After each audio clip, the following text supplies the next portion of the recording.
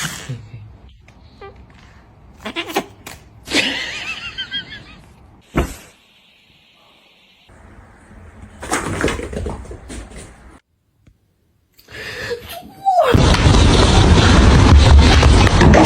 matter what I do.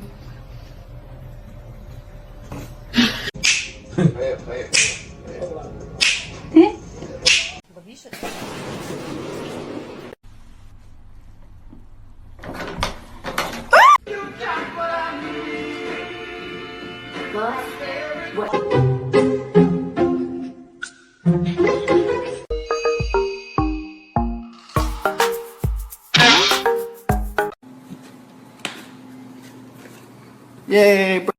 Macaroni with the chicken strips.